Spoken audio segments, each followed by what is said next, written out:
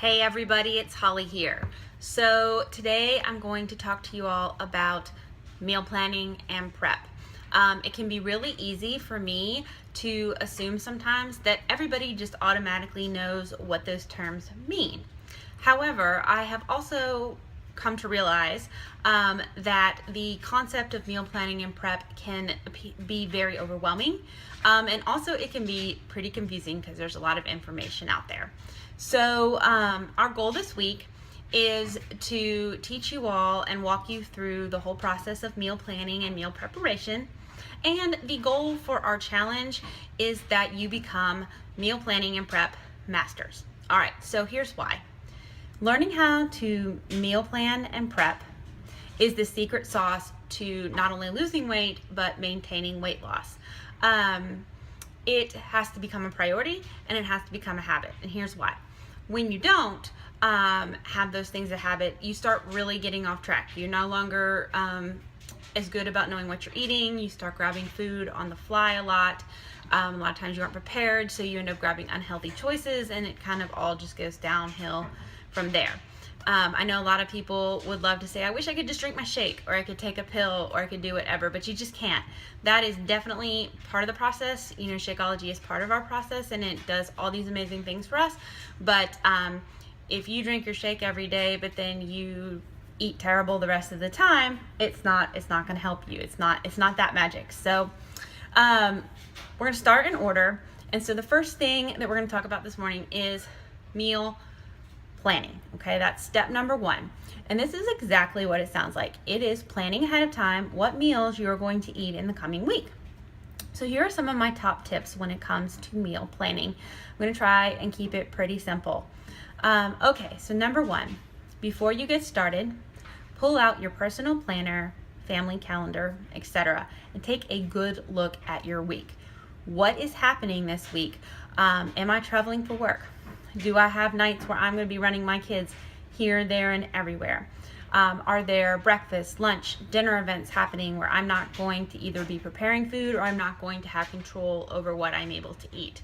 Am I going to be on the go a lot? Are there days where I'm going to be just gone, driving around, where I'm going to need to either, consciously stop somewhere to get food or plan to pack a lunch and take it with me?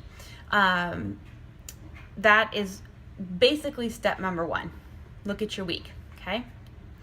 Number two, pull out your healthy cookbooks like Fix8, healthy recipes you've pulled off Pinterest or Google, and some family favorites that you like, and have them out so that you can start deciding what meals you want to eat during the week. All right, so number three, if you are new to the portion control fix and using the containers, when you are meal planning initially, you are definitely going to want to have those nutrition guides handy so that you can look at what container counts you're supposed to be hitting every day, so that as you plan your meals for the day, you know and feel confident that you're going to be able to get all of your containers in, okay? Number four, most people, myself included, tend to eat pretty much the same things for breakfast, lunch, and snacks over the course of the week. It just is easier, and we all have preferences, and those are just meals that are just easier to kind of have some set things. So I recommend for people to keep it simple, especially in the beginning.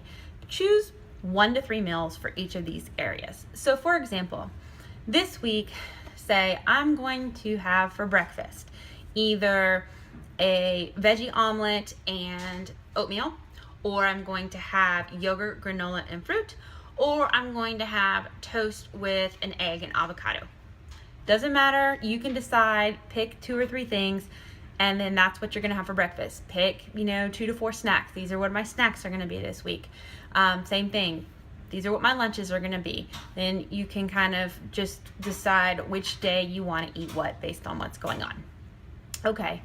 Then look at each day, and here's a good one, and figure out, when am I going to drink my Shakeology? So the great thing about Shakeology is that you can drink your shake whenever you want in the day that works for you.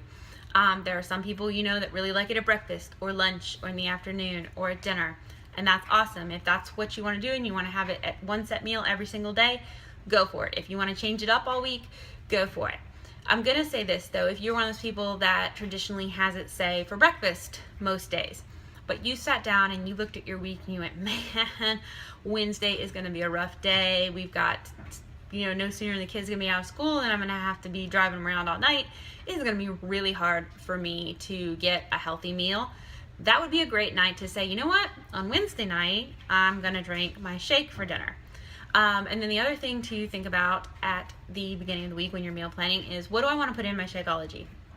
So you may be a person like me who, again, my Shakeology does not change a whole lot. I kind of put the same thing in there most of the time. But it's also a good opportunity as you're meal planning and you're saying, oh wait, look, on Thursday, I'm running a little short on greens. So I'm going to throw a green container of spinach in my shake. Or, I haven't gotten enough fruit. I need an extra purple, so I'm going to add some fruit to my Shakeology. It's a really easy way to dump some extra stuff in there so you can get all the nutrients that you need and all the containers down. So it's, a really good way to plan ahead of time for that. Number 6, pull out all those cookbooks, look at them, and then choose, say, 3 to 4 meals that you want to prepare for the week. I say 3 to 4 because you want to leave some space open for dining out, for last minute events that pop up, and you can use leftovers for those nights from the meals that you prepare. And then number 7, once you've got it all figured out, write it down somewhere. Write it on a meal planning sheet, or write it on a whiteboard or a calendar, however you want to do it. Ask us if you need some templates for meal planning. We can find them for you. And then put that up somewhere where it is really easy for you to see it. That way each day you can just look at your calendar, look at your plan and say, oh, this is what I'm having to eat today. This will help eliminate, like I said, those last minute decisions like, oh my gosh, all of a sudden it's 6:30, I don't know where we're having dinner, I don't want to go to the grocery store, maybe we should just get a pizza. You know how it goes. And then you can also see if there's any parts of tomorrow's meal that you may want to think about preparing. Say you're making something and you're going to be doing something on the stove anyway, and you're like, oh, tomorrow I'm having, we're going to make chili and I need to have some ground turkey prepared. I'll just go ahead and cook that now. Then it makes it easier for tomorrow. Okay, so those are just some basics for the meal planning. Later today, I'm going to talk to you all a little bit more about the next step, which is taking the meal plan that you've created and then making your grocery list from your meal plan. And then the next step after that will be what to do with all this food that we brought home from the grocery store. And that is when we get into talking about meal prep. If you have any questions, please comment below the video and ask.